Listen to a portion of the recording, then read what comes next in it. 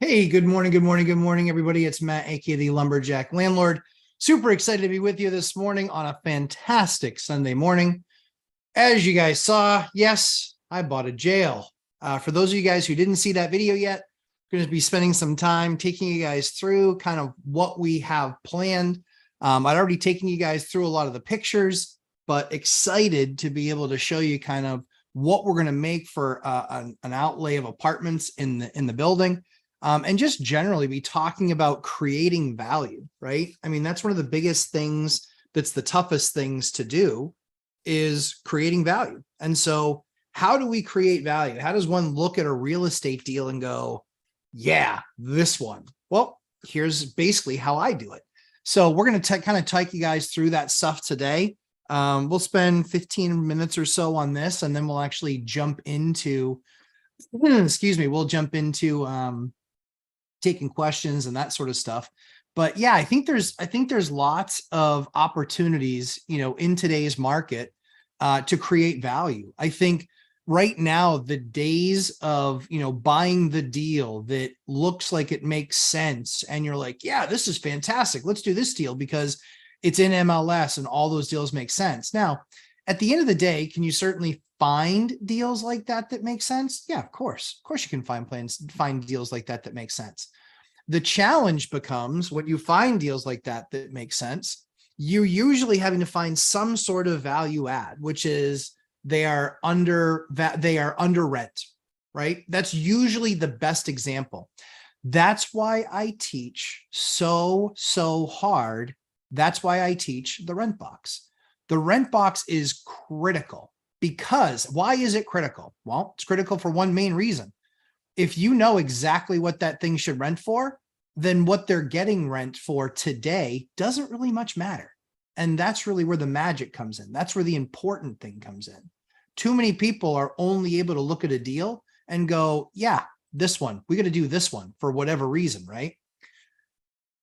You got to be looking for value. That's the most important thing about the market that we have today is trying to find that value. So with that being said, what I want to be able to show you guys is, let's see, let me just change this over here. I got that all right there. All right, we are going to show you guys what this thing looks like. Okay, here we go. Yep, here we go. So as you guys saw in the previous floor plan, there was basically nothing there. It was basically just wide open space. The only thing that exists are these thicker walls right here because these are brick. So these walls are all brick. So the opportunity here, and I actually see something we can adjust right away in this one. We want to get rid of that right there. We want to put it over here. Yeah, so we can make that one bigger. Cool. So again, what we're really looking at right here is just awesome opportunity. So we're going to make a couple adjustments to this plan, but basically each unit is going to be a 2-bedroom unit.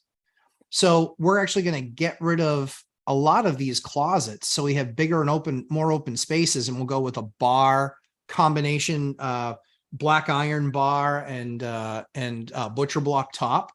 But as you guys are looking at this, essentially each one of these is going to be a 2-bedroom. So this corridor is existing. So this is one of the things that we talk a lot about in the course is everybody's like, demo it all, get it all gone, demo it all. No, you're absolutely losing value when you demo everything. If there's value that can already be had there's already some walls, like this wall already exists to this point. So that's why we felt like this was a natural wall that we could leverage. This thing right here, again, it's how do we leverage the space? So what's really cool about this is we're going to actually be able to make some decent changes to this. This was just the initial plan. But all of these are 2-bedroom units. And so in this market, what these rent for, they rent for about $2,000 a month. Now, if I finish the project and I end up at about $1.2 million, based on how much the debt is, these 4 units should cover all of my debt with a little bit of profit. The key to this is that this is the second floor. It's not the first floor. So that gives me all of the first floor. It allows me to operate that as I see fit, but it allows me to create value in the project because we're taking a shell and we're building out a shell. Now, some people would look at this plan and go, okay, why is it designed the way it's designed? So here are some just kind of general tips. One reason it's designed the way it's designed is because these are windows. Okay. So anytime you have these windows, you always want windows in bedrooms. That's why we don't put a second bedroom right here and then leave this wall space open here. Because if we put a second bedroom here, you'd have no windows because this is an interior wall. This is a hallway. So we're actually going to make a wall. I'm going to put a wall right here. And then this will be an entrance into a bathroom, right? This bathroom will actually belong to this, but we'll put a bathroom over here and then we can eliminate this bathroom over here, which will make a big difference for us, you know, being able to put a bathroom in over here. But little things like that, little options like that, that you can do really can leverage the space. Now, in a 2-bedroom apartment, do you need seating for 4? Likely not. So we'll find something creative where we can, you know, maybe create a countertop that comes down. Now you're asking, what is this big box right here? This big box is actually this is a second story. This is the roof of the first story, which is an additional piece put onto the building. So what we're going to do here is off of one of these windows, we're going to turn that because it's a tall window. We'll turn that into a door and then we'll put a nice little deck out here. So then these 2 units will have decks. Now adding that value, right? Where else in the city are they going to get a rooftop deck? Nowhere. Maybe one place. I think there's one place that actually has one.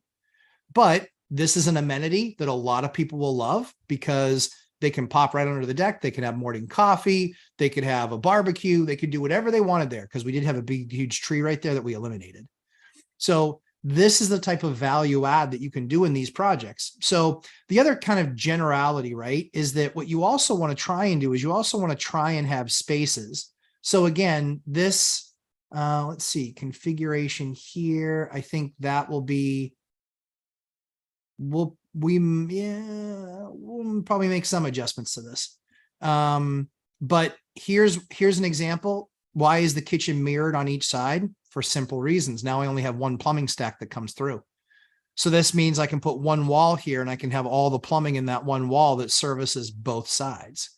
You know, these bathrooms, you know, again, this one ideally is backed up to this one, but you can't do that based on the floor plan because you don't really want to put another bathroom right here. I mean, I guess you possibly could, but then you really eat up a lot of space. And this bathroom is perfect size. You know, that's a vanity, that's a toilet, that's a shower.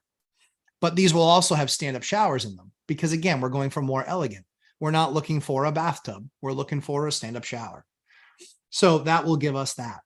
But as you see, again, decent sized bedrooms, all right here.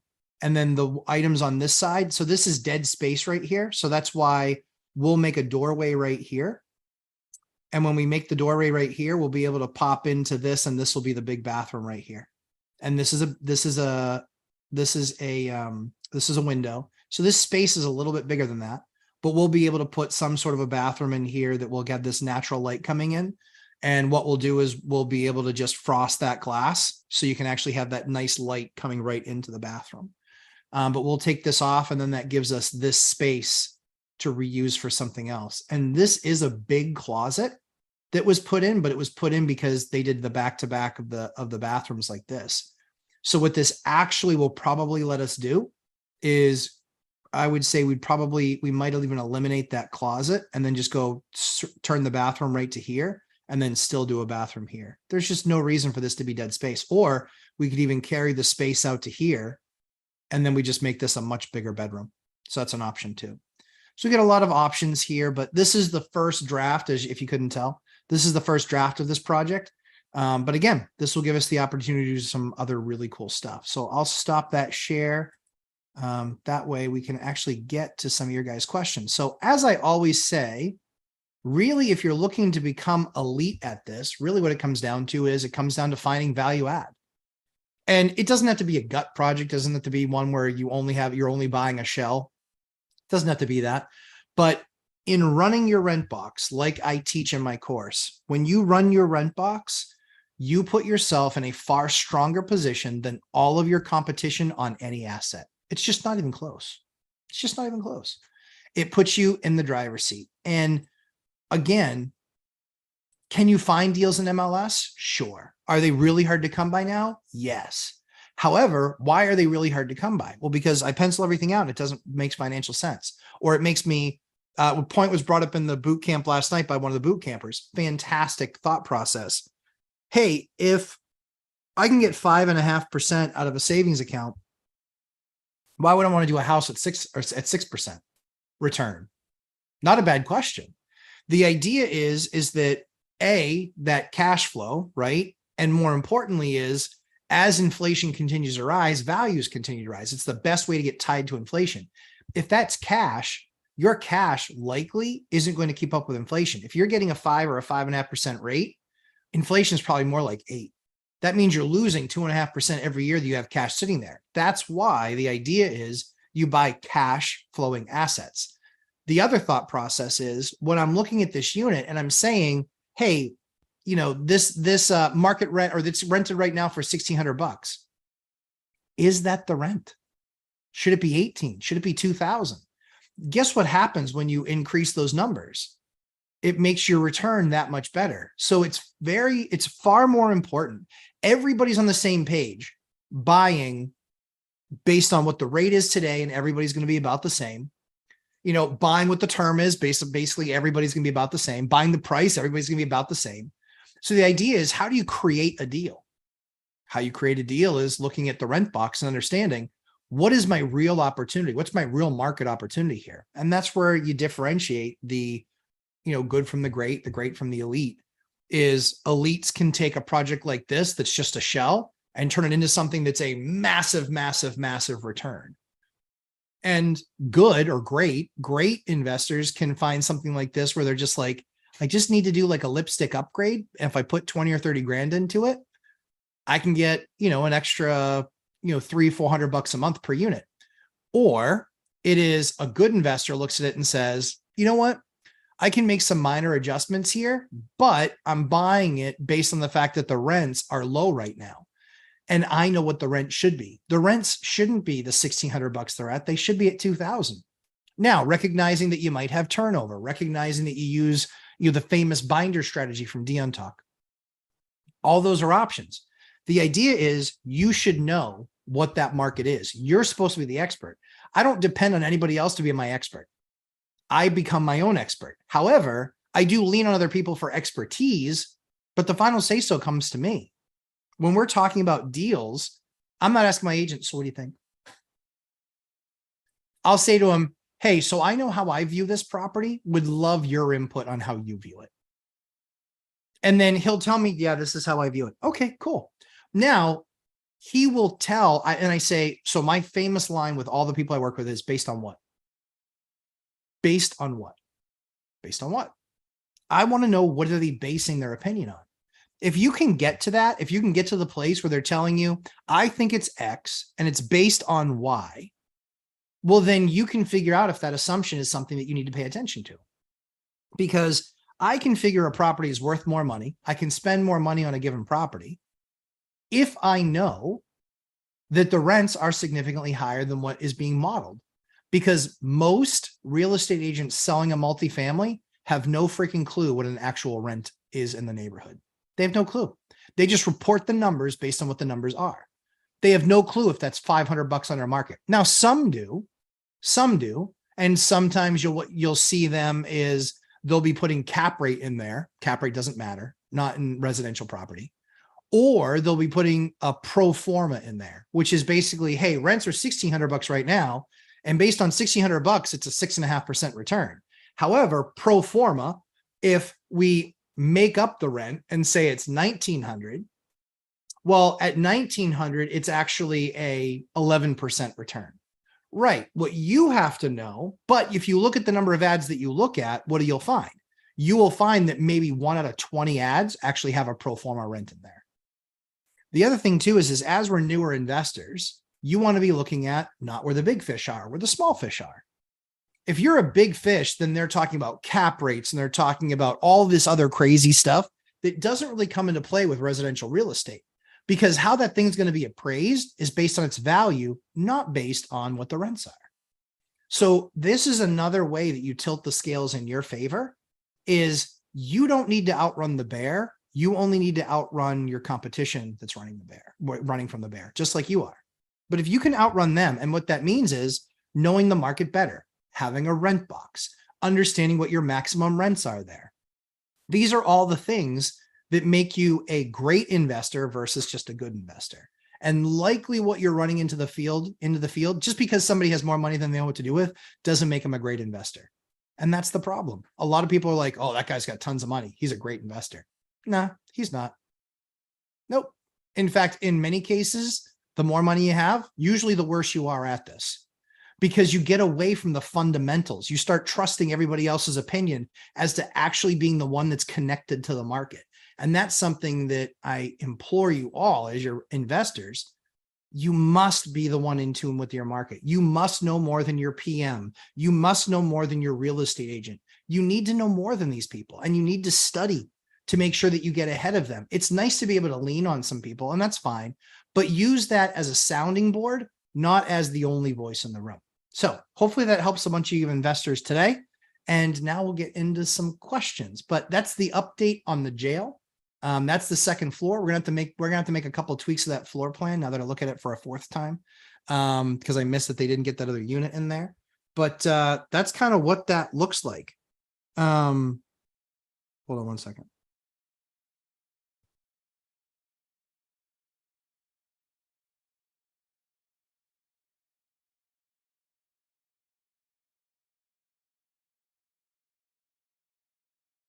We are looking at a property today, and it is a weird one. Weirder than a jail? No, but still weird. And so we're looking at a property today. So we're trying to, we spent a bunch of time this weekend trying to do a bunch of due diligence. That was painful. We're still,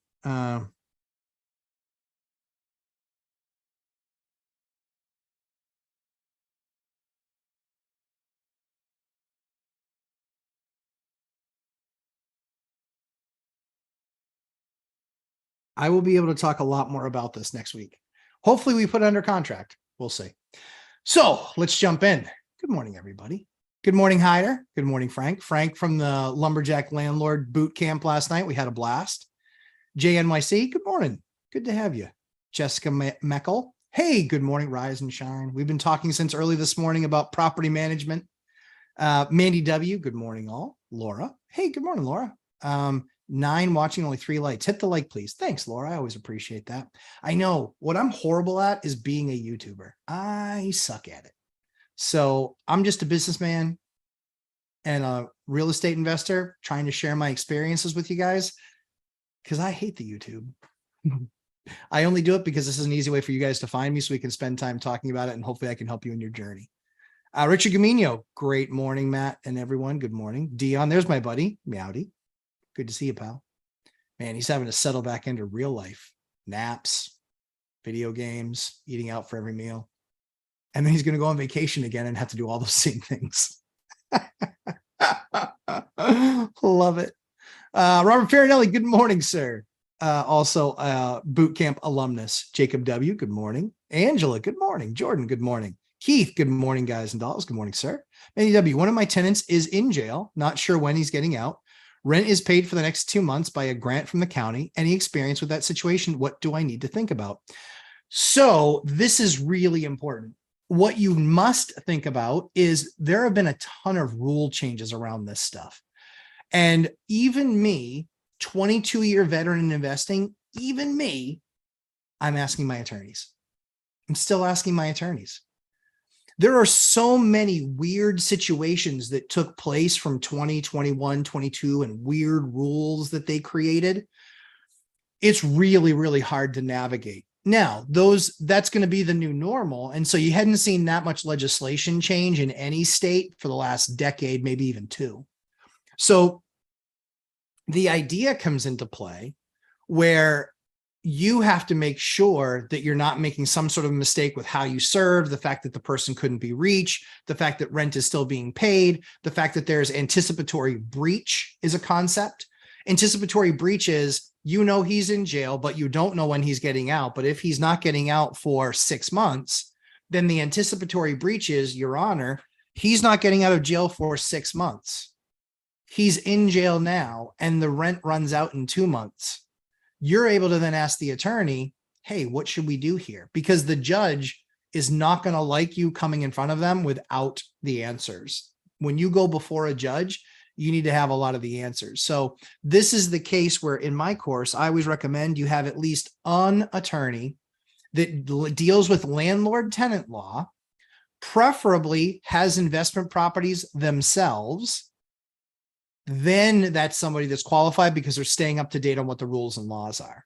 And so I always have somebody like that on retainer, usually a couple of $1,000 that covers any of the issues. And again, that's kind of the way that it's best to run that business. I get it. $2,000 is a lot of money, but you need to be able to have a retainer with somebody that you know, that you trust. That way, when something like this comes up, you're not taking a Facebook group answer for it. You're not even taking my answer for it with 22 years experience. There's been so many rule and law changes. You can't know. You can't know. And with the attorney, if they are a landlord tenant attorney, if they own their own property themselves, if they still are landlording themselves, this is a huge benefit because they'll know the state laws, they'll know the local traditions and customs and what they expect, what the judge expects to see when you're in front of them. These are the things that instantly give you a leg up, because when the judge sees that attorney, if they are that in that circle, it's largely speaking that they're going to be like, yep, okay. That's why as part of my course, I have you guys go to court. Not for your own case. I have you guys just go sit in court for a morning when you know small claims court cases or landlord eviction, landlord tenant cases are. They usually get through them in like 2 hours in the morning in any court building, and they might be 2 or 3 days a week. Go and sit there. Go and sit there for just a few hours and you'll see some great stories. You'll see some great attorneys. You'll see some bad attorneys. You'll hear some crazy stories that won't make you feel so bad about your story. But this is what I would absolutely implore you guys to do. And again, it's well worth the time, investment, effort, and energy. It'll completely set you on a path for success. Let's see.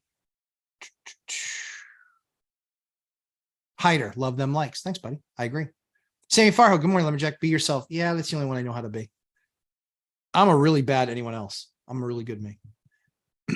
Anna K, you made it. Good morning. Good to have you, Anna K. Josh Koster, could you share a challenging situation you faced in the early years and how you navigated the challenge and challenges? I mean, there's a bunch of them. I mean, a lot of it's like what's in the course, right? So, and I know Josh are in the course. A lot of it's a lot of the course comes from having dealt with those challenges and built through them. How we talk to code enforcement, that was all based on horrible experiences when I first started. You know, how we work with tenants, all based on horrible experience of how we first started. One of the things you need to recognize that it is a business. And while it is a people business, that's important. You have to recognize that I am amicably breaking up with somebody right now that's a tenant, amicably. I said to them, I gave them 30 days notice. I said, I'm going to be rehabbing the building. They said, when does that mean we need to be out? I said, in 30 days. And they said, okay, we'll work on that. Cool. That's all I asked for. Work on it. I reached out to them after day 20 and I said, hey, how's it going? And this is recent. Guys, the rules don't change. The rules of the game don't change. It's still be responsive, be attentive, get back to people. Don't mislead them, you know, be honest. So at day 20, I reached out and I said, how's the process? Said, you know, we found a couple of places, but nothing that we've gotten yet. Okay, great. Perfect. Yeah. So that's more update on the deal we're working on. So again, we put ourselves in a position where we say, hey, what's the best way to do this? That's what's in the course. It's all the mistakes that I made. But this person at day 20 is like, yeah, I'm not really sure. I said, okay, just so you know, so it's not a shock to you. Day 31, I am filing court papers to have you removed. It's going to be an actual eviction. And I don't want to put an eviction on your record. I'd like it if you'd just be gone. But if you're not, I understand. And I'm just so you know, that's the process I have to go through. The response back was, I understand. Okay. Now, does that mean they're not going to fight it? Of course they're going to fight it. They want to stay there. Staying there is an impossibility. Your Honor, we are moving forward with emptying the building, 5 units. We've got 3 out of the 5 emptied, and number 4 is moving to another apartment at the end of the month. And this is the only person in question. And they're holding on. And we can't have them there. We need to be able to demo the building. We have to be able to do this. So that's simple. We have to be able to do that work. So even though we've had correspondence on the 20th day, we had correspondence on the 27th day, we had correspondence yesterday, which was day number 30. We'll go to the court tomorrow.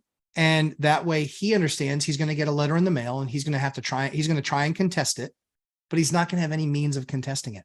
Because on top of that, they didn't pay October's rent.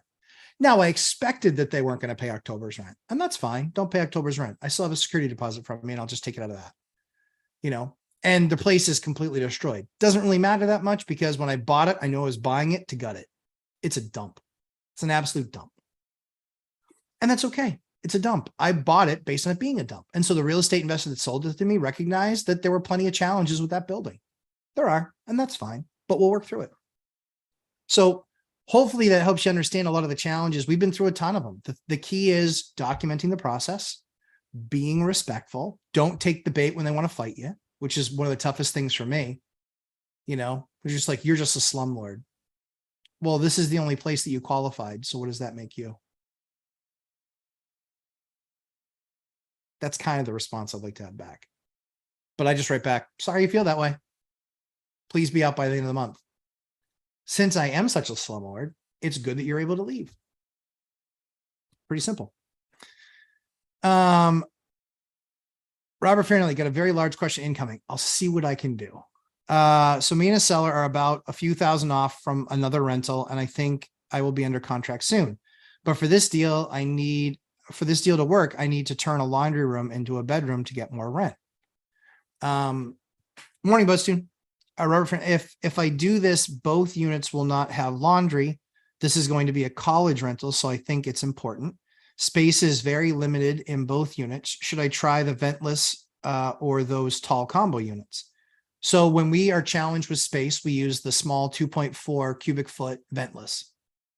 You still have to have a drain. You still have to have a water supply, but we use the ventless. It takes about 3 hours to do a load of laundry there. But you put it in, set it, forget it, go to work, you come home and all your clothes are waiting there dry in the laundry. Makes kind of sense. If I do this, let's see. Another option is to make part of a 3-season porch a laundry room for both units, but would have to make sure that's well insulated. The bigger issue that you're going to have there is the cost. It will cost you $10,000 to convert a 3-season porch into a usable laundry room. It's going to cost you a lot of money. The reason why is then you have to bring, 240 power, water and cold, all the insulation, insulate the roof, insulate the walls, insulate the floors, make sure that the line getting to there is on the inside of the unit, not on the outside of the unit, because you don't want any, and then new drains, all of this stuff.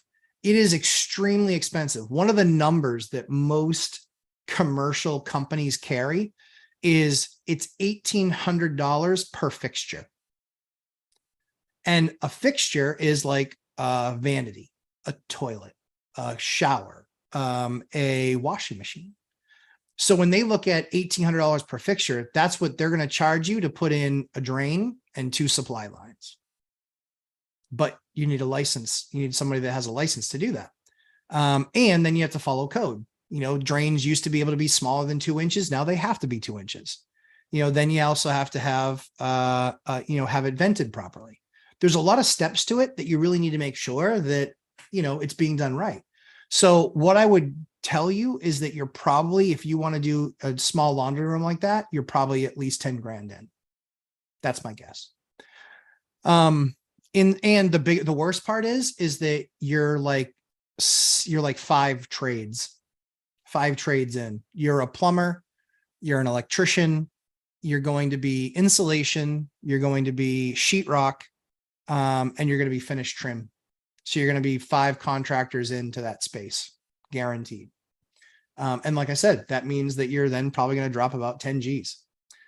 If I go the laundry room route, should I put 2 in so I don't have to pay the hot water and electric bill for it? That's the other thing too, is when you're bringing those lines to it, where are the lines? Are they in the unit? Are they in the basement? Do you have to do those runs all the way from the basement? Not a small project. So that's one of the more expensive projects to do. And like I said, it's about 10,000 bucks. Cool. Got the showing moved. Perfect. Cool. But yeah, so I've done a laundry room. It was 10 grand. Insulation, plumbing, drain line, feed lines, flooring, paint, sheetrock. It was a lot. It was a lot of work. 10 grand. I've not seen a return on it yet. We haven't put the machines in it yet, but even when we put the machines in, the way I'm modeling it out, it's going to be 3 years before we see a return on that 10 grand. We just did it because we have 3 or 4 other buildings that are close by that also don't have laundry. So we'll actually put bigger machines in there so we can give tickets and a passcode to other people from other areas that can come in and do their laundry. That's where the big win's going to be for them. Josh Coster, what were the top 3 critical actions or decisions that significantly accelerated your success? That's a really good question. I would say,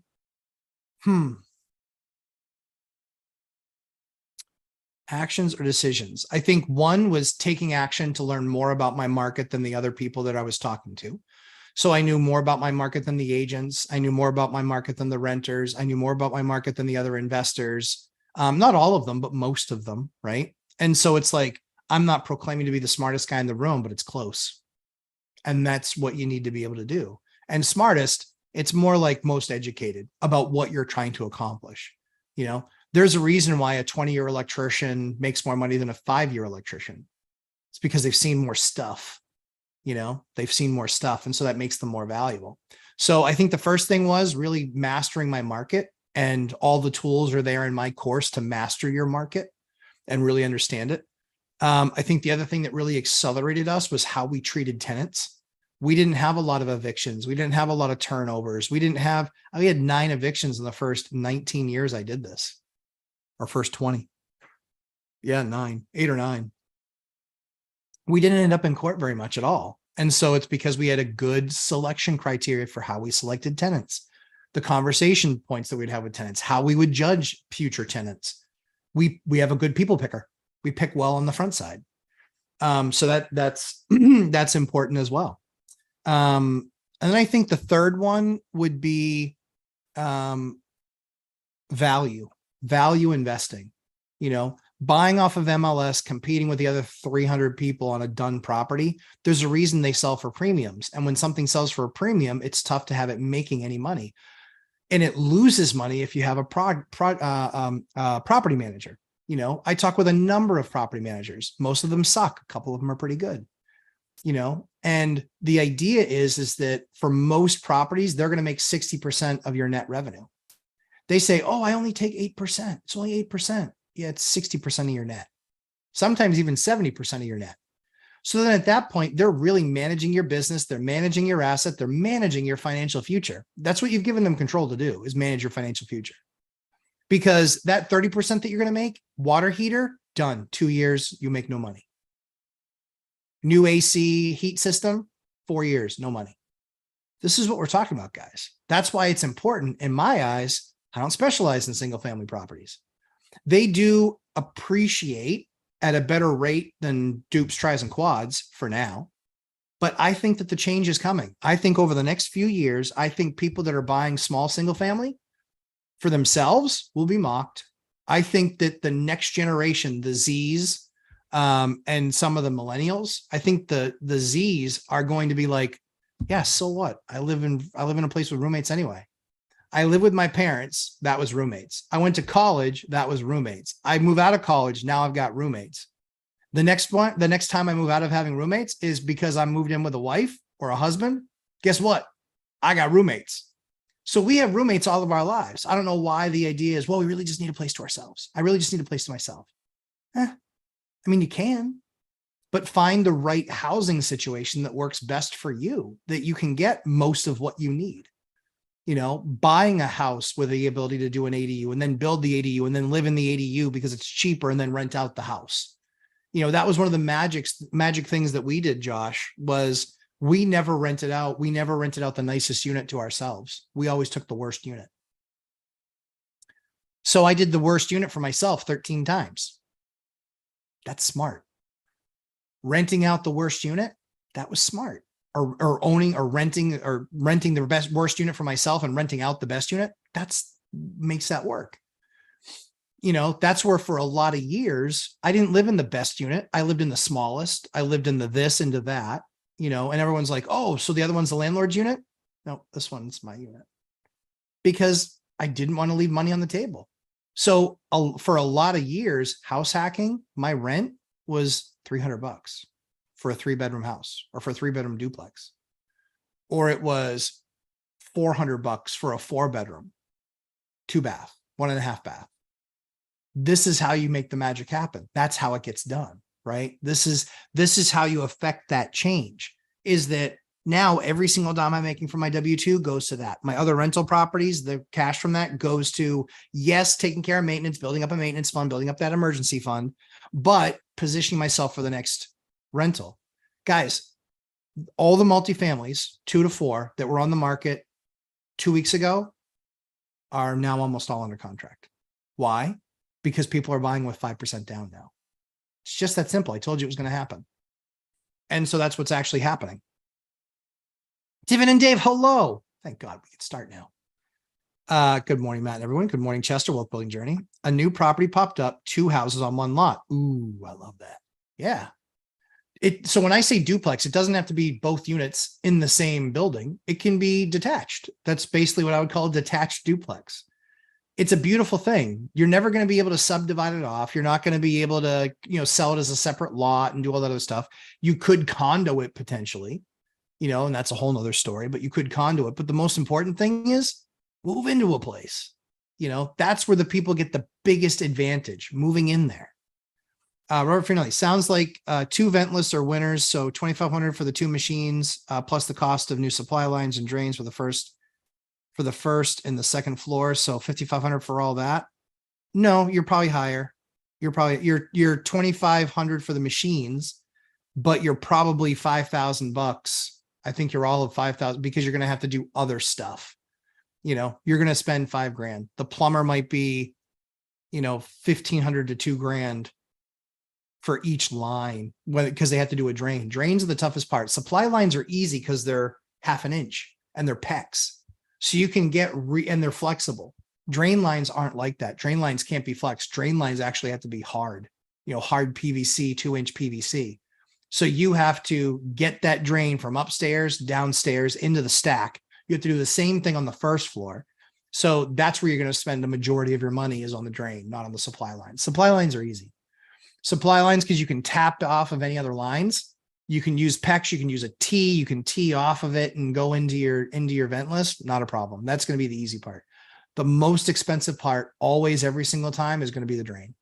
The drain, the stack, how you vent it, all of that is going to be the more expensive stuff for sure. So I'm thinking like I said, I still think you're $2,500 for the machines, because I know what the machines cost. I just bought 4 of them. But yeah, you're over $5,000. You're over $5,000 for the rest of that stuff. If you're under that, good. But you got to count everything. You're going to have to count. There's going to be more work to be done. There's going to be more work to be done. And when you're doing that stuff, you got to pull a permit, because that's plumbing. And then you have to, basically abide by all the rules. And so that means you're probably going into creating a new stack. You're then going to have to vent that stack. What else? Yeah, I mean, if you can put them in the same place, one over the other, one in the second floor, one on the first floor, but they're actually going to share the same stack, that makes it easier. That will help cut down on some of the costs. So yeah, I think you're looking at $5,000 all day long for just the plumbing portion. Like I said, it's about $1,800 a fixture. So on the light side, you're just under $4,000 on just the fixtures, but that's not including the permit cost. That's not including the time. There's going to be time involved in there. There's likely going to be more work that needs to be done, for sure. I would always count on more work needing to be done. because, where they have to put it, and do they have to do two separate stacks? Can they make it the same line? That's where all of the method to the madness comes in. So I think you're looking at 2,500 for machines, and like I said, 4 or 5 grand for the plumbing work, at least. And that's if you can get away with some stuff, like single stack, properly vented, 2-inch pipe, getting into because they're going to have to bring it into the cast iron line. My guess is the house is cast iron. It's probably not PVC. That means you're gonna have to cut out a piece of the cast iron. You're gonna have to put in double Fernco. Then you're gonna have to put in, a pipe that actually is gonna take the 2-inch. You're gonna want to clean out on that. Like, it's a job. It's a big job. It's a big job. And anytime you break into cast iron, guess what? A lot of times it can break. It can break because it's 100 years old and it's probably a little bit brittle. So when that breaks, if that breaks, then you're looking at $1,500, $2,000 to put in a new pipe.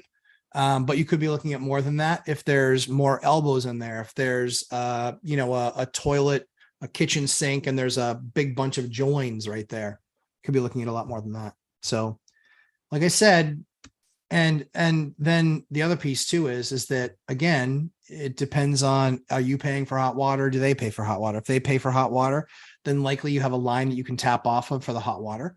But if they don't currently pay for hot water, then you're going to be providing that hot water, which makes your prices go up, but a little bit easier because you can just tap off of another line. BuzzTune, when you refinance with a tenant in place, how do you set that up for the appraiser? I just let them know we're not selling the building, but we are getting it reappraised. And in order to do that, we have to show them every unit. So you can just let them know. It'll be pretty quick. They'll be in and out of there in 10 minutes tops. So I just asked them if you could just do me a huge favor and just make sure it's generally picked up. That would be great. I'd appreciate that. But we in and out of there 10 minutes, and I will be with them. Or if I'm not with them, then I say, well, and I will have somebody with them. So that's often what we do. Yep. That's how we do that. Man, not too many questions today. You guys are all sleepy. I should be sleepy. Last night was a long boot camp for another 2.5 hours. It was a blast, but I should be tired. And maybe not live stream next week. We'll see. Excuse me. I am tired. We'll see when the baby comes.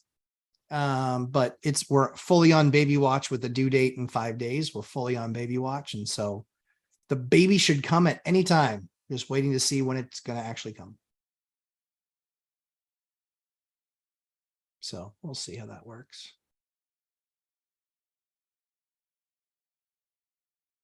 Questions?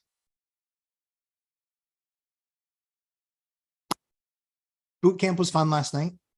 Last week we did rent box. Last night we talked about tenant engagement. That was a good time. Tenant engagement. We have unhonorary tenants still left. The good news is we've gotten rid of almost all of our bad tenants. We're down to like 2. We have 137 units right now. We've got 104, 8, 16, 145. We have 129 units that are active units. Only 2 not rented. And so in the next couple of weeks, those 2 I'm sure will be rented. And then we have another building that we're finishing in the next week or 2. And then that's 4 units, but 2 of them are already rented. So we're getting 2 more. We'll have 2 more that we can rent, but those will rent pretty quickly. And then at that point, we just have the 8 units that are going to be under construction at the jail. We have those 8 units that are going to be under construction. And then we have another 5 unit that we're just waiting for that person to move out. And as soon as they do, there you go. We'll have 5 more units hitting the market. Let's see. Robert Fernandez. Okay, well, damn. So let's just call this around $10,000 project all in. But it gets an extra $550 in rent at least. Yeah, sure. Exactly. That's the calculus, right? That's lumberjack landlording right there. Creating another bathroom or creating another bedroom, creating space where you can, and what I would do too is that you can put those other things in there, or you can also do coin ops. Or if the water's in there, or you meter the water, like there's a lot of different ways to do it, but that's where you get to kind of do what you feel like you want to do. But that's exactly right. Bedrooms is where you make your money. So making another bedroom, $550 a month, Well, then that means that that laundry room is going to pay for itself in a year and a half, probably. And that's a good thing. And it puts you in a different position. Josh Koster, it is what it is. Frank Contreras. I'm not sure how you do all of this for us and work all week. Yeah, it's a long week sometimes, Frank. I won't lie. It was better in my previous with my, no, I don't want to say it was better. It was different. It was different with my previous employer because how the business was structured was very different. And so I had more leniency on time. With the company selling, the new ownership is a different approach, which I completely love and welcome. But it's very heavy process, very heavy time. And it's just all getting all used to all that stuff. So right now there's just a lot of heavy lifting, truth be told. Frank Contreras, you're welcome. Dion talk financial freedom, Star Trek or Star Wars? Star Wars all day long, Star Wars. Dion, you know that. All Night Hunter, new edition coming soon. Yeah, 5 days. 5 days is the due date. Due on the 20th. Might come sooner, might come later, might come on time. Our other 3 kids were all late. I think this one's gonna be, I think, on time, maybe a little early, but we'll see.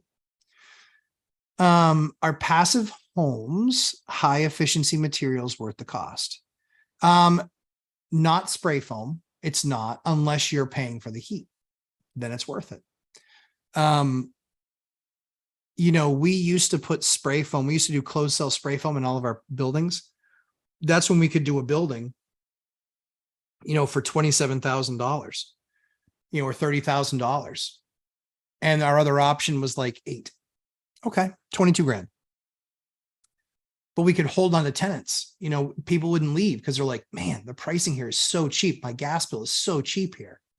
So it makes a difference for them. Doesn't make a difference for us. And so we saw that in using lesser products, instead of doing closed cell foam, we started using a lot more Roxol. We see that the bills come down tremendously over what's usually there, been in the walls. And so it comes down, but that's only on gut projects. You know, when we still do like the blown in hard and then hard pack, some guys just blow it in, and that's just putting the port on the wall and just blowing it in the wall. And then they pull the thing off when they see it starting to come out the hole. Don't love that. I don't. There's companies out there that when you blow it in, they'll actually put in a special tool and they'll hard pack it down. So now it's dense. That I like, because that's actually a better product when it's done. So not, you know, largely speaking, no, we put in the LED lights because it's a better look, but also we know it's going to save them money. We put in the low flow shower heads and the lower flow toilets. Why? Because it's a good conservation of resources, and it keeps our bills down. It keeps our bills down. So we can be, this is the optimize phase of my, you know, acquisition, stabilize, optimize. Optimization phase is when we're looking at all of those things, going through the entire property and making sure that we are energy efficient, that we are, you know, that we've properly insulated, that we've, you know, done the appropriate light setups. Things like that is where we're really looking to optimize to make sure that we're dropping down our bills as much as possible. So a lot of landlords don't think about this. Sure, you can have a washer and dryer. That's expensive. It's expensive. That can be 75 to 100 bucks worth of water and electricity a month. It's a lot of money. So, and they're willy-nilly about it. Yeah, sure. Fine. Bring your own. And then what do they show up with? They show up with the Home Depot specials that are, you know, $400 machines that use up Titanic's worth of water every single time they do a load. That's a problem. That's a huge problem. That's why we'll put our units in. And then if something breaks, we hadn't been back billing people, but we're going to start doing that, because if they want use of it and they want to be dumb and the thing breaks, then they need to call and get it repaired. We're not going to repair it, you know, and that's one of the ways that we got now is we end up owning some of those repairs. And so we probably make 15 calls a year, but those 15 calls probably translate to, I don't know, 6-7 grand, I would say, when we add it up across the board. Exactly. On a header, must we choose, Dion? Yeah. Robert Finley, I paid for the hot water, but it can easily be fixed. Yep, you'll need to, well, so easily be fixed, you paying for the hot water, is it two separate tanks? And if not, then you're gonna have to put another tank in and now you're $2,500 more. Using the same hot water tank, but one unit is being heated with an IBC. It's just not being used for water. Yeah, I mean, either way, that's going to be an increase in the gas bill. That's going to be an increase in the water bill. This all adds. Jasper, this time next week, you'll have a dependent. I'll have a fourth dependent or a fifth, depending on how you look at my wife. Hope it's smooth sailing for you and Mom Lumberjack. Thank you very much. I think it will be. She's really good at this. She delivered the third one on her own, standing up. She's kind of like, yeah, she's kind of a rock star. Dion Talk Financial Freedom. Ask anyone that question. People who read will choose Trek. People who don't will choose Wars. Tells you who they are. Interesting. He's right. I don't read at all.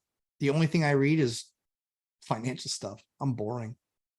I don't read anything for fun. Yeah. If I'm sitting down and reading for fun, I'm going to be asleep really soon. SK, it's been a month and the housing authority in my county has not processed my change of ownership. Old owners still getting rent. Is it usually this slow for Section 8? How to expedite? It is not usually that slow. It means they suck at what they do. What I would do is online somewhere, there is an HCV specialist. There's usually the housing director, and then there's usually the executive director. If you're not getting anywhere, I actually send an email with all 3 or 4 of them on that email and just say, guys, I have to pay my mortgage. I can't not get a rent check or have it be made out to the previous owner. Like, this has been over a month. And I just need, how do we fix this? And so that's what you need to do. Josh Coster, you have told us that solar isn't worth it for you. It's not worth it for anybody because you're not going to get the tax rebates. Could you run us through a rough calculation on why it is and isn't worth it? Tax rebate. It's just that simple. Usually the amount of money and time and effort and energy it takes to put in that stuff, it's just flat out not worth it. Everybody has to run their own numbers, but what you'll find is it's usually like a 21-year return on investment. It might get down to 15, but I'm not doing anything that gives me a return on investment in 15 years when I can get a return on investment on pretty much anything I touch in 5. So at 15, it's a no-brainer to not do it. You can do it on your personal residence, but then you get all the tax benefits and tax credits and all that stuff, then it's worth it. Otherwise, not worth it. Jessica, agreed. Section 8 is extremely backed up in my area. I'm waiting a month or longer just for the inspection. Yep. Tricks on how to speed it up. Can you move a tenant in prior to approval from Section 8? You cannot. If you do, in fact, move them in, you are not getting rent from Section 8. Section 8 has to have a HAP contract signed with the move-in date, and that move-in date has to have happened if they're going to pay. So you have the lease, you have something called a RAFTA, which is here's the unit, here's how much it costs, here's what's in that number. Then you get a HAP after the client signs a lease, and then there's a move-in date on the lease, and then they pay based on that. So that's the difference between a good housing authority and a not so good housing authority. The difference is how they handle this type of administrative stuff. And if they're not able to handle it well, then you have to start looking for other avenues. But there's no way to really speed it up. There just isn't, unless you proactively reach out to Section 8 and say, I need to get a unit inspected. So you can pick whichever stack of units you want to have inspected. You could have them inspected. They get an inspection report. Then you do all that stuff. But then you could tell them, sorry, I'm not going to put the unit in Section 8 because the unit market rent's much higher. So there's that game. But that's the problem, is that it's, 4 to 6 weeks. It's 4 to 6 weeks for a lot of places. If you decide today to make a unit go Section 8, it's probably 6 weeks, 6 to 8. It takes a lot of time, which is, again, one of the things I tell the bad ones all the time. You guys want more units, get better at what you do. It can't take this long. It doesn't work. Section 8 isn't clear if they will backdate rent. They will not. Their move-in date and my clients get upset the property is sitting vacant for so long. Yeah, well, welcome to working with a government entity. Let's give them more power and control. That should work out well for us, they said. But this is the way that it goes. There's no way to expedite that. There just isn't. There's nothing you can do to put them in front of the line. They'll do it on a case-by-case basis with a tenant if they're being evicted or going to be homeless or something like that. They will do it that way. But if it's a normal process, they're not doing anything for you. Even the good ones, they'll push it and they'll try for it and they'll work hard for it. The good ones will, but the other ones, they're just like number 417, number 418. It's just next in line. BuzzTune, think Darth Vader was a slumlord. Did he charge rents for stormtroopers? No, I think it was more of like a Xi Jinping thing. I think it was communism. That's what I think it was. That's interesting, Deanna. I like both. Hider, you are a reader. So that's very interesting. I agree. I don't read any fiction. Learning financial stuff keeps my interest. See, that means what it means, which is I think Deanna I think it's creatives. I think creatives probably like Star Trek more. Yeah, I'm not creative. Nope. Robert Fernelli, clarification. Tenants pay for heat, but I pay for hot water. Yep. Heat is oil furnace, first floor, IBC, second, third floor with a shared electric hot water tank. So it would just be move hot water pipe to IBC. Just. The thing you have to account for is that do you have enough therms coming from the gas company? Will that have the capacity to do a shower, two hot water heaters like that? You have to run the calc. It's all about the calculation. So you have to run the calc. I'm currently reading Lynn Alden's new book, Broken Money. Nice. Lynn Alden's fantastic.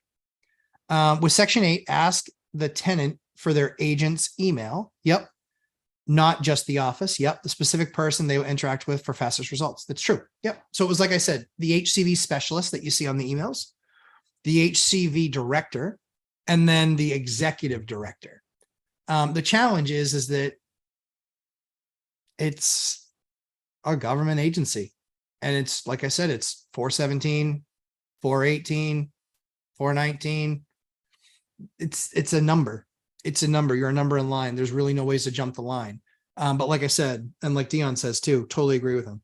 The best approach by far is talking to their HCV specialist, the HCV director, because usually the way it works is depending on the size of the office. Usually you have anywhere from 1 to 20 HCV specialists. That's a housing choice voucher specialist, right? That's your first thing. Second thing is you have a HCV director or housing director, but usually it's an HCV director, which is housing choice voucher director. That's who all of those people report up into. Then you have that person's boss, which is the executive director. That's typically the executive director of the HCV program. And it's going to be this county. It's going to be this town. That's usually how that's broken up. And then that's who you're able to then have that conversation with. Corby Carter, how did I wind up late? I don't know, but I'm happy that you're here. Hopefully your mission went well. Good morning, Misfits. Good morning, sir. Section 8, old 1-year lease with previous owner expires this month, and I've submitted rent increase for review to start December 1st. If they deny in 6 weeks, can I move out of Section 8? How is that process? So it's not a request when you tell them that the rent's going to this, it's a telling them the rent's going to this. If they come back and say that's outside of our standard, you can say, okay, I will serve the tenant 60-day notice to vacate then. That's your option. That's your option. Honestly though, SK, if you feel good about going Section 8 and that's the direction that you want to go, the juice has to be worth the squeeze. It's going to take 6-8 weeks to kind of get things going and up and operational. It is 60 days notification. So we have what I call love notes. We have 2 love notes going out in the next week. Those are going to take care of getting people to the new standard on January 1. A lot of our people, we also do a couple of things with our rents and how we work with leases. It's all in the course. I spend a lot of time covering that stuff with how we set that up. So I basically, long story short, is it's in the course. But generally speaking is, yeah, it's 60 days. You have to notify them. They can't be under lease. And so they can be under lease in the time that you give it to them. But when the increase is going to take effect, the lease has to be over or out of date or expired, is how that works. That's what it's like with my Section 8 tenants in the 3 different towns that I work with, but that could be something that's state specific, but I don't believe that it is. So that's the process.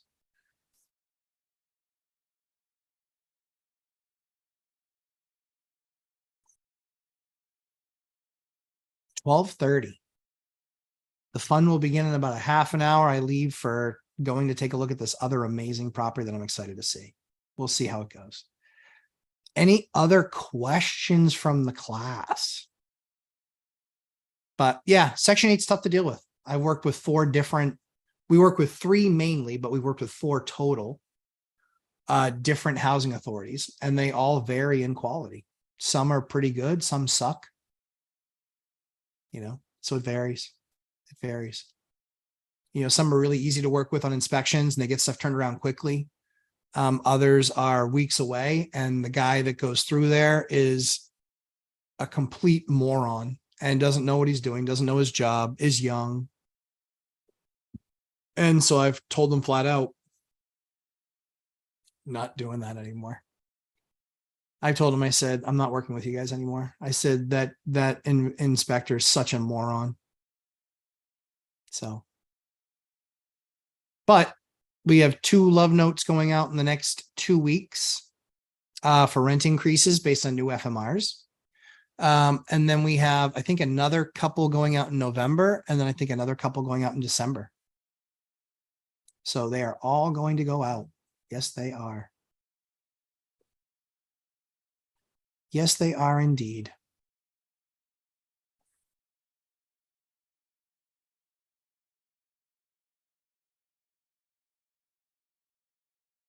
I just realized I am busy a lot. That phone is always going off. My goodness. My goodness gracious me. SK, if you are constantly being pinged a few times in a day from tenants on issues, how do you manage stress in the middle of a W-2 job? I don't get stressed out. It's a superpower. I don't get stressed out.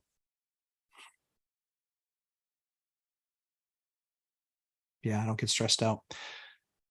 You have to recognize that things take time. You have to recognize that other people's failures are not your own. Your job is to handle things in a timely manner. So long as you can do that. I've never seen a judge that was unreasonable where they're like, what? It took you 8 hours to get back to them? Most landlord tenant laws are you have 24 hours to get back to them. Most landlord tenant laws, you know? So when I get something, I'm being a nice guy when I respond right away. And I just let them know, hey, let me take a look at it. And then I have a little sheet where I'll forward it. I'll send a text. I'll send it to a maintenance guy. I'll send it to my plumber. I'll send it to somebody. Forward it off then. Let me know if that's good. You know? So yeah, I don't get stressed out. Just manage it. If it were easy, everybody would do it. If it were no extra effort, everybody would do it. Like, it's effort. It takes time. But the idea is time now means a whole lot more time later. And, you know, then I can have that 30-something glow about me like Dion does with all of his vacationing and napping. Doesn't look a day over 40, that dude. And that's why he's not stressed out. All's in stride.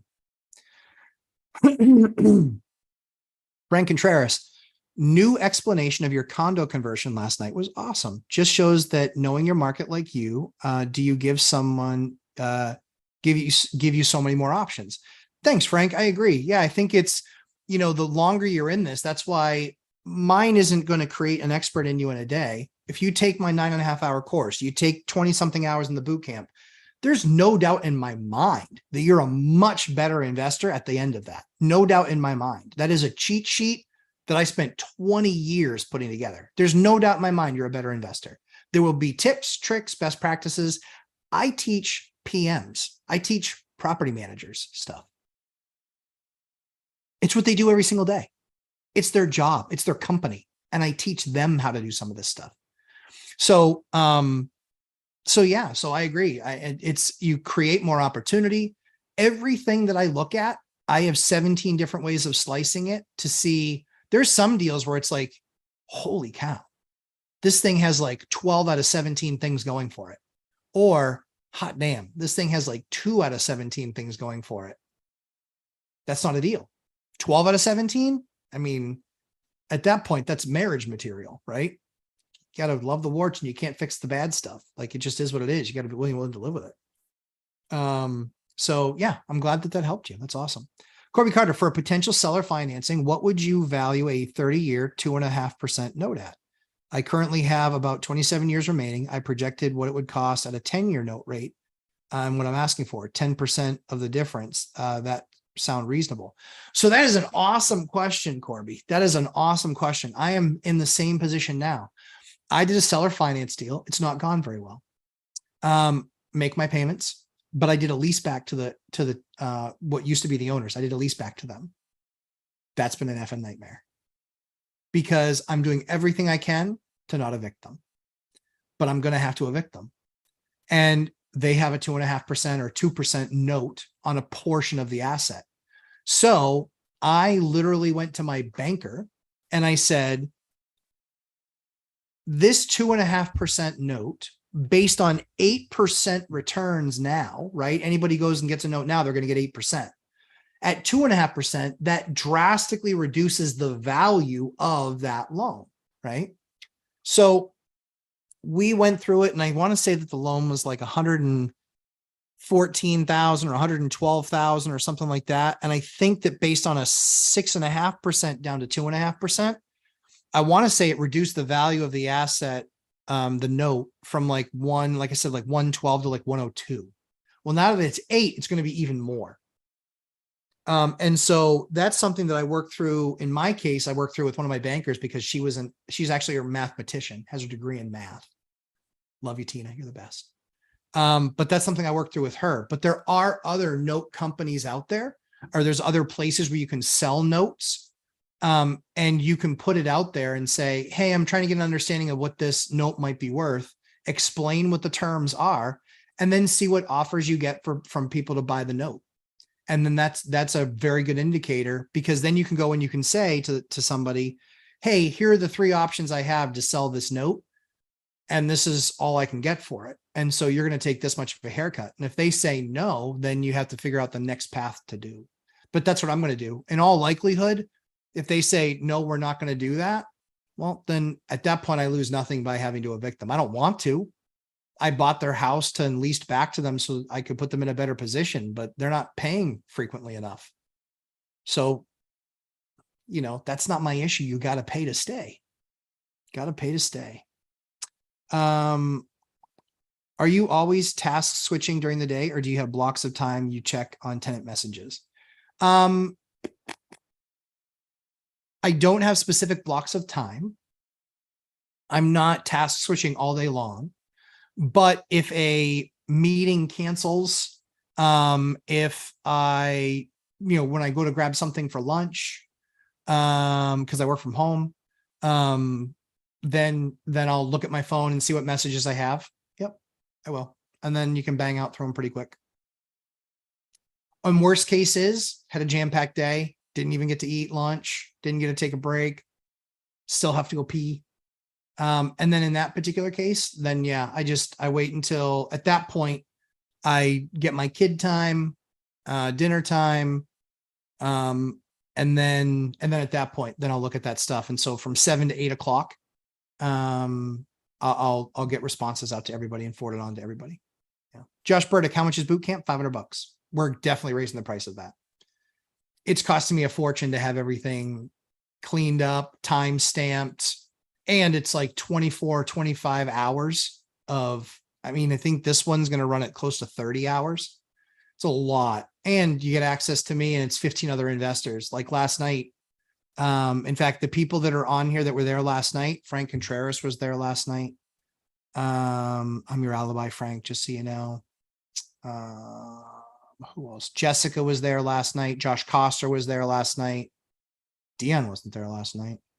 Shirt face. Just kidding. Who else was there last night?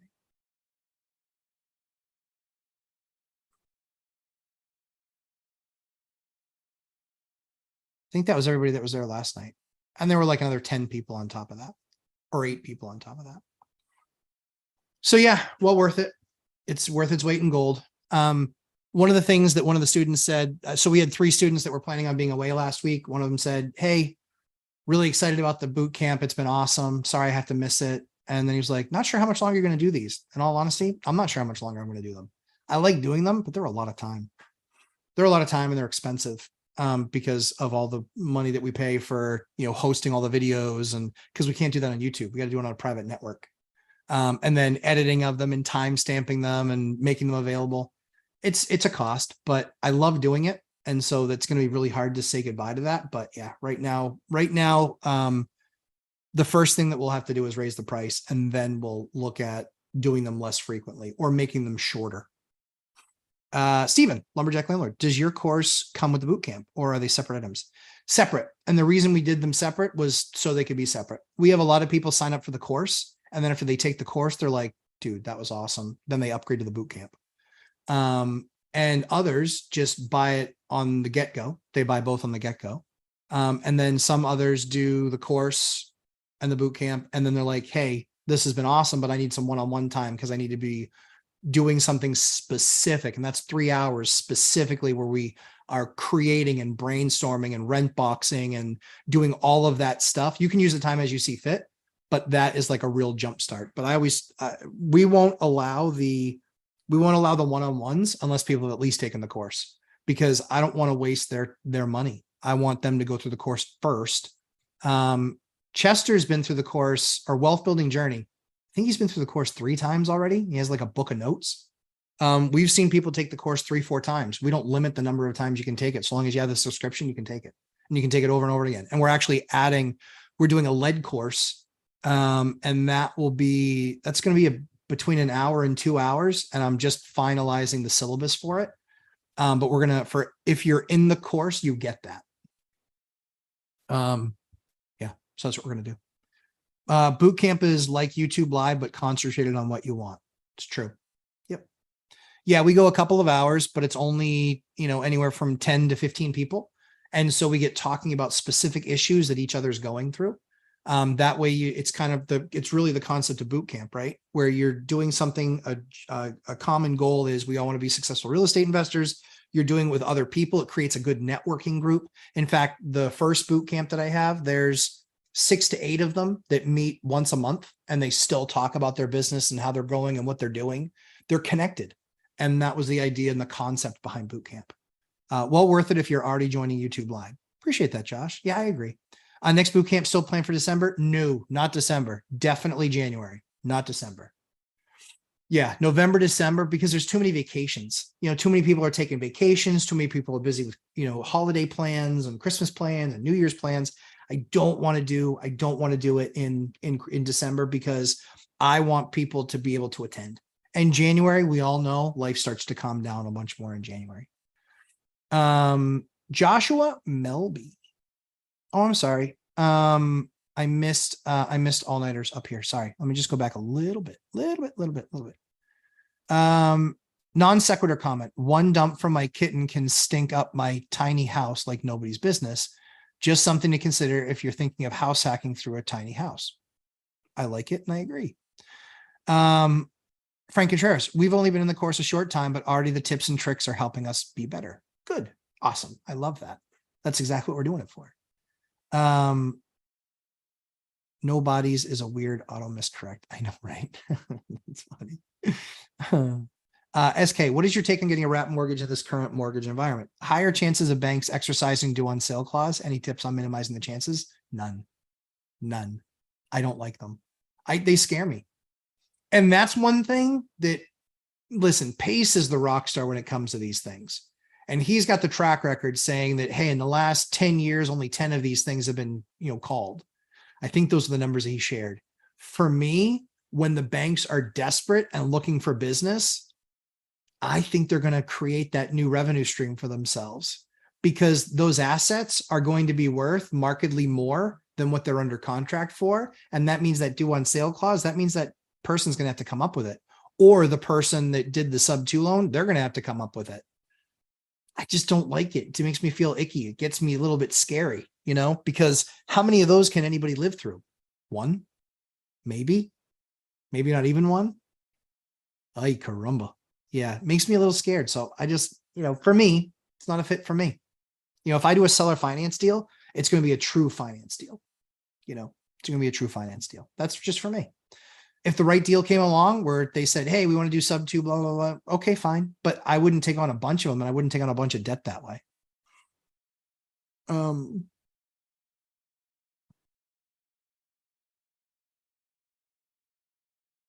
Have you, Joshua Melby, have you ever had inspectors reject the pancake lights you recommend due to the junction box not being metal and therefore not having anywhere to ground the fixture? No, never, not once. This inspector that you're working with is special. Then what would be the application for using that light? I'm open to listening. What would be the application for it? What would you use that? So is that entire industry faulty? Because that's basically what he's saying. Because no one could ship that as a metal box. And that would be like, yeah, no. That inspector doesn't know what they're talking about. But be nice and just say, I don't understand what you're saying there because everybody else uses these things. So I would like to understand what it is that I'm not understanding about it. Because every electrician I talk to uses these things. Everybody. Because they do. They all use them. The only time that you'll get any flack is if it's a first floor unit and a second floor unit above it, and then fire rating going up. They don't hit fire. They're not fire rated. You can buy fire rated ones for about $40 a piece. I'll do a demo on those on the products channel. I'll do a demo on those because I've bought a bunch of them in the last few months. So far, so good, but they meet code because they have a 2-hour burn rating. They also changed the rules on sheetrock on ceilings where you can't have 5/8 anymore. You have to have double 5/8.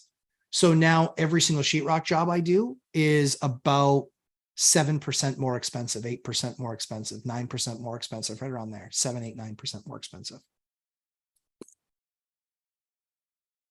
Steven, is there an ongoing support with you Discord channel to you with the course, or just boot camp comes with one-on-one?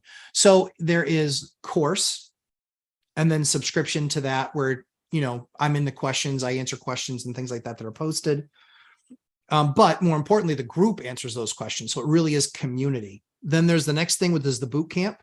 The boot camp is access to me and with other 15 other investors. We spend that time together over a 11-week period, spending time talking about, all the things in the course, but other things that they're encountering in their journey. And then again, community, small community, but community. Then the next thing is the one-on-one. That's more of a 3-hour exercise, and that can be split up into 1-hour sessions. But it's not like, hey, I have one question, let me call you. Can't do that. Can't do it that way. My life isn't built like that to support that. So we can do 1-hour segments, 1.5-hour segments times 3. And then ongoing after that, it's people have engaged me and said, hey, I saved $10,000 on something when I used you last time. It's more than worth it for me to spend a little bit of money and have you for 3 hours again. Or you can the course creates a subscription where after the first year, you can actually continue to subscribe and then you continue to get access to the content. So you're never actually kicked out of the course unless you drop your subscription. But that's where we have a bunch more content coming, like the lead thing. The lead course, I will sell separately. Because it's going to put it's a ton of time I've got to put into it, and over a year of the journey, like emails, reports, correspondence, project plans, everything when it came to a lead order, we're going to be doing it all in that course. We will make that available to people separately. But that is going to be for people that are in the course or have, and if their first year's expired, then they've maintained their subscription, they'll still have access to that. That's kind of how the breakdown is. You're welcome. I'm happy to help. If there's an ongoing support with your Discord channel, yes. Yep. All nighter hider. If I were to try a wrap, I would be honest and contact the lender to get consent. That would negate the due on sale clause. So yes, it would, but at that point, they would not allow you to do a sub 2. At that point, they would say they would go through the process. So there is a way to do it where you actually let the bank know that you're there, but then it's your credit your credentials and your cash. They're going to do something different there, unless it's an FHA loan, which is actually an assumable loan. A lot of people don't know that. A lot of FHA and VA loans are assumable. Just look at the fine print. So double 5/8 lid as a fire block has been standard in California for a long time. Yeah. In New Hampshire, that's a newer thing. We used to be 1 5/8 layer, and then we were now we're double 5/8, and now we can't use those pancake lights on the first floor because it's an entry into the second floor. And so we have to use fire rated, which is a 2-year burn or 2-hour burn, 2-year burn. It's a 2-hour burn. We have to use those lights. And the challenge is that those lights, like I said, they go from the pancakes that I can buy for $8. They're like 40 or 42 or 45. They're expensive. The first version that came out was $95 a light. And that first version came out only about 18 months ago. And so thankfully there was a copycat out there that basically understood exactly how to make that stuff, and they made it, and now it's half the price. Thank God. Competition. Who'da thunk? That's right. As long as it's assumable. Exactly. Yeah. Yep. Exactly. Yep.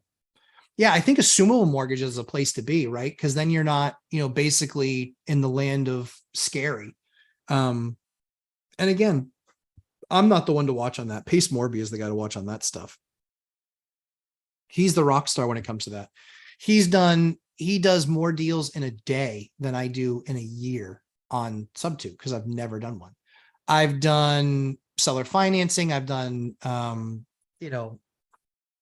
wholesale, obviously MLS retail, and tax lien purchases, and pre-foreclosure, foreclosure, short sale, bought stuff from cities. Like I bought every way you possibly can except for Sub2. Can you explain your motivation to grind at your W2? I get paid a lot of money. Yeah. If your RE portfolio today easily provides financial freedom, it provides a lot of freedom. Is it to get more loans, safety net, something else? Good question, SK.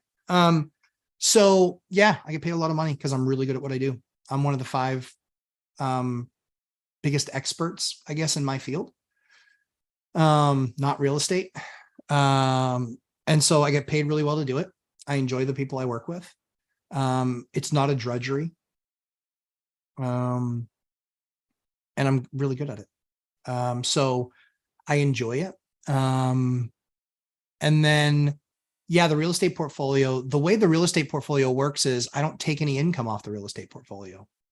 So the reason I can grow as fast as I can is I'm constantly reinvesting, right? Constantly reinvesting. The idea is the longer that you cannot touch the money, the faster you can grow. So that's why I've been on a 20-year sprint, and I'm tired. But that's why I've been on a 20-year sprint, is because it's always reinvested.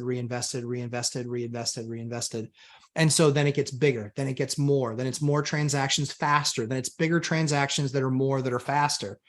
And so that's why, like, year 1, it was, 1 transaction, and year 2 was 1 transaction, and year 3 was a couple transactions, and year 4 was a transaction, and year 5 was a transaction, and year 6 wasn't, and year 7 wasn't, and year 8 was, and year 9 was 1 or 2, and year 10 was 1 or 2. So it's that steady growth. And then you end up at, holy cow, I've been doing this for 15 years. I could certainly live off the income that I make there, but I want to keep on reinvesting it and making it bigger, growing the business, making it bigger. And that's why I kept the W2, is I can live my life very, very easily and comfortably on my W2. I could also live my life very easily and comfortably on my real estate stuff. It just would slow down growth. And so since I love the job, since I'm well compensated for it, and since I'm really good at it, it doesn't bother me keeping it. Now that I have kids, the calculus has changed, because if I had to be on the road traveling a bunch and doing stuff like that, then okay, like I'd rather spend time with my kids.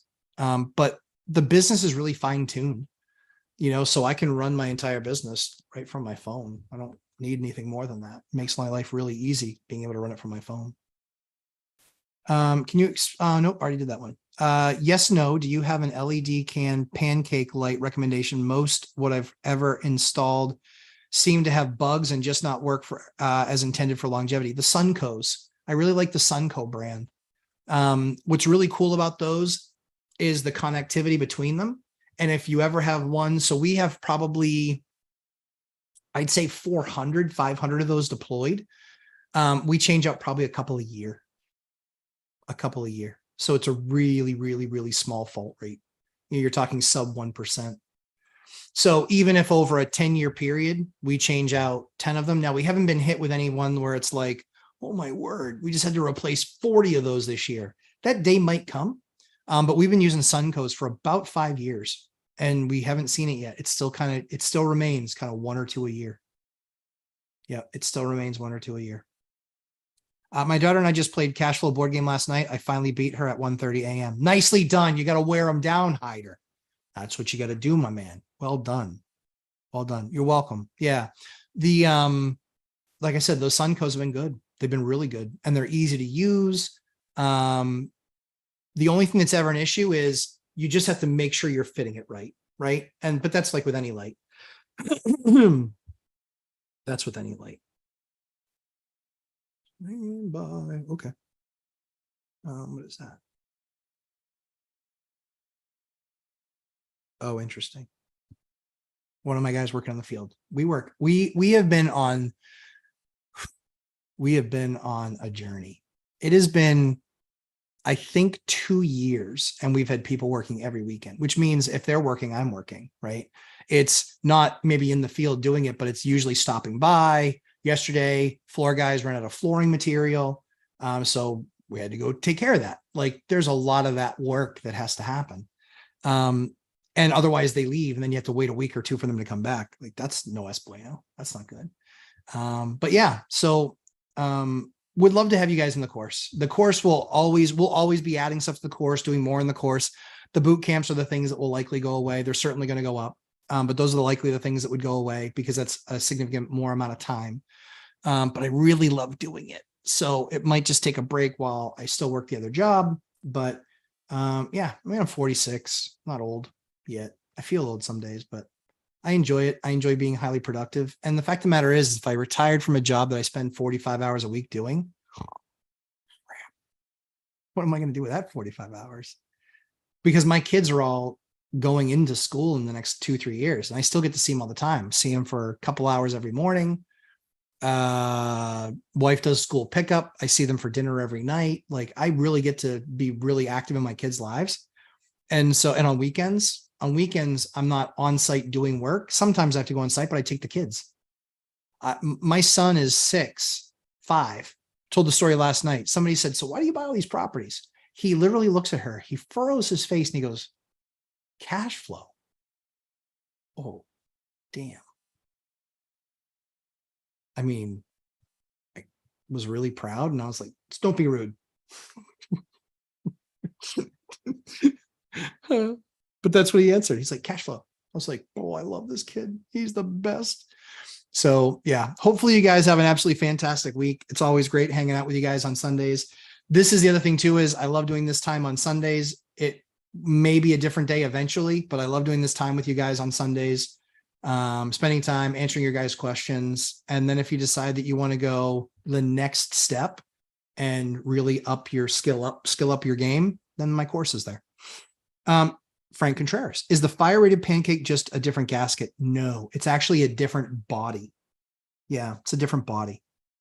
So not just the gasket, it's a full on different backing and body. The way that you can tell it's fire rated, and you always want to ask your town before you buy them, but the way that you can tell it's fire rated, believe it or not, is they make the backs red. So on almost everything else, they're white or they're gray, but on the fire rated ones, they actually will say fire rated, but they'll also come with a red back. Just if you're going and doing a project, just make sure you send the link to the building inspector and say, I just want to make sure that these are okay to use. And then he'll look and he'll go, oh, right. So that's the best path that you could take. But yeah, thanks, Matt. Thanks everyone for your participation. It makes the show. It really does. It really does. I'm glad to always come and spend this time for you. We had a couple hundred people come hang out over the course of the 90 minutes. We got 30 people still on hanging out. But yeah, it's a fun journey. It's not easy. It is a lot of work, but it's so worth it. It's just so worth it.